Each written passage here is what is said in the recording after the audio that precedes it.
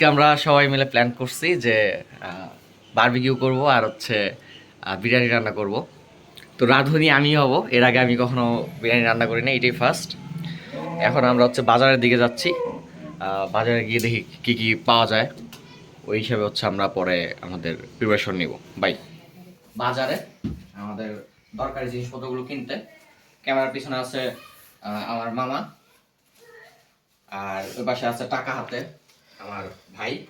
যাচ্ছি বাজার করতে, প্রচন্ড রোদ, এই জন্য হচ্ছে মাথার ওপর ছাউনি দিয়ে হাঁটতেছি। আপনারা দেখতে পারেন এদিকে এদিকে ফুটটার চাষ হয়েছে, অনেক সুন্দর পরিবেশ। এই উঁচা করো, চলো সামনে আগাই। আমরা হচ্ছে পরে আবার আপনাদেরকে জয়েন করব। যাচ্ছি এখন, এই পাপড় কিনলাম 5 টাকা করে একটা। এখান থেকে অটোতে দিলদুয়ার বাজার প্রায় 6 কিলোর মতো। গ্রামে ওকে, এখানে কয়দিন আগে স্বপ্ন হয়েছে দেখি এখান থেকে জিনিসপত্র পাওয়া যায় নাকি।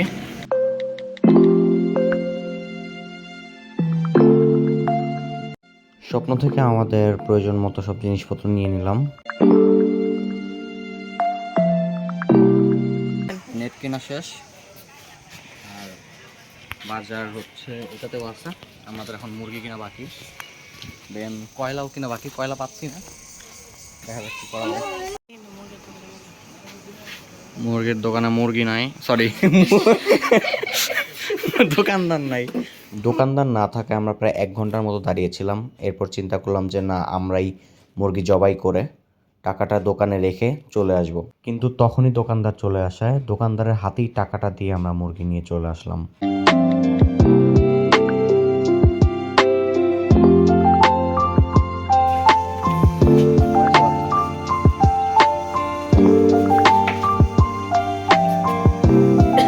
আমাদের হচ্ছে বাজারঘাট সব শেষ, বাট টাকাও শেষ, ভাড়ার টাকাও নাই এখন। ফেরত যাওয়ার সময় আমরা কোনো যানবাহন পাইনি, হেঁটেই যেতে হয়েছে। তবে গ্রাম বাংলার এই যে সৌন্দর্য, এই সবুজ ক্ষেতের মাঝ দিয়ে হাঁটতে মন্দ লাগছিল না।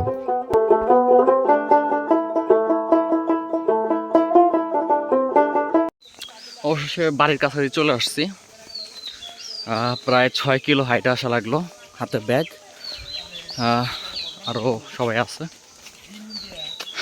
একটু পরে কাজ শুরু করতে হবে, তার আগেই সব এনার্জি শেষ।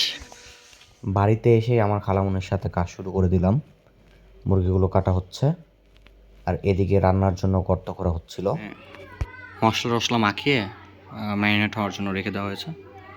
আধা ঘন্টা পর আমরা হচ্ছে নিতে আসবো, ঢাকনা দিয়ে রাখতে হবে।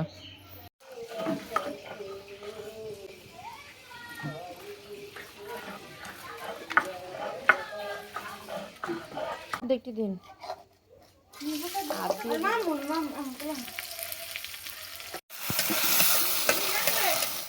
মাংস কষানো হয়ে গেছে, এর মধ্যে চাল দিয়ে দিয়েছি।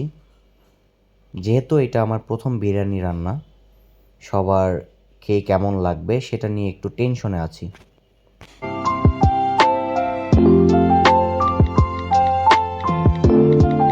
এরপর টক দই আর টমেটো সস ব্লেন্ড করে অন্য একটা সস বানালাম আমাদের বারবিকিউ খাওয়ার জন্য।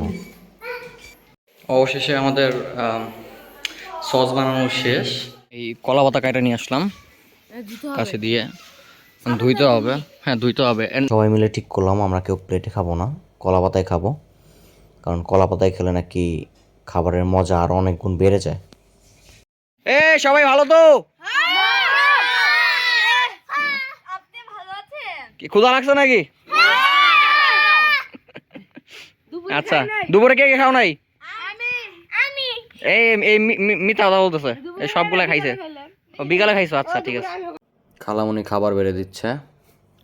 তো এই হচ্ছে আমাদের বিরিয়ানি, সবই ঠিক লাগতেছে। যাই হোক, যেমনটা আশা করেছিলাম তার থেকে অনেক ভালো রান্না হয়েছে, সবাই অনেক খুশি। তো খাওয়া দাওয়া শেষে আমরা হচ্ছে আবার আধা ঘন্টা রেস্ট নিয়েছি। এখন হচ্ছে নামতেছি আবার 1 ঘন্টার মতো। তো এখন হচ্ছে আমরা আবার বারবিকিউ করব। যেহেতু গতকালকে বৃষ্টি হয়েছে তাই এই মাটিতে যাতে আগুনটা ভালোভাবে ধরে এই জন্য কিছু ছাই এনে এখানে দেওয়া হচ্ছে। এই ভুট্টাও ওখানে বারবিকিউ করা হবে, এই জন্য কেটে নিচ্ছি।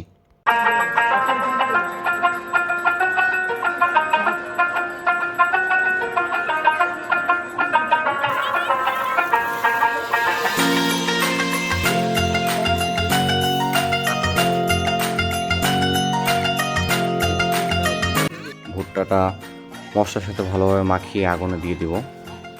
আমাদের বারবিকিউ হচ্ছে, বারবিকিউ হচ্ছে নাকি কি হচ্ছে বুঝতেছি না, ধোয়া দিয়ে আজকে হচ্ছে স্মোকি ফ্লেভার বারবিকিউ। ধোঁয়া উঠতেছে কিন্তু। ভালোই দেখা যাচ্ছে, দেখি কেমন হয়। মায়ের কাজ করতেছে।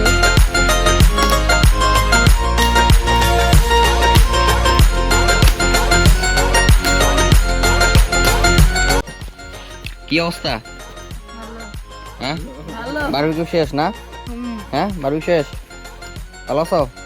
আমাদের হচ্ছে যে রান্না টান্না শেষ, এখন চলে যাব, কিন্তু এই মুহূর্তে আমরা দেখতে পেলাম এই যে আধ্যাত্মিক একটা জিনিস, এই যে চেয়ার নিয়ে বসছে, মানে সিস্টেম বুঝলাম না। টেকনোলজিয়া। টেকনোলজিয়া। টেকনোলজি। আস্ত একটা কলা পাতা কেটে আনা হয়েছে, এটার মধ্যে আমরা সবাই একসাথে বসে পড়েছি, এক কলা পাতাতেই সবাইকে সার্ভ করা হয়েছে। তো আজকের মতো খাওয়া দাওয়া শেষ, আপনাদের সাথে নেক্সটে দেখা হচ্ছে, বাই।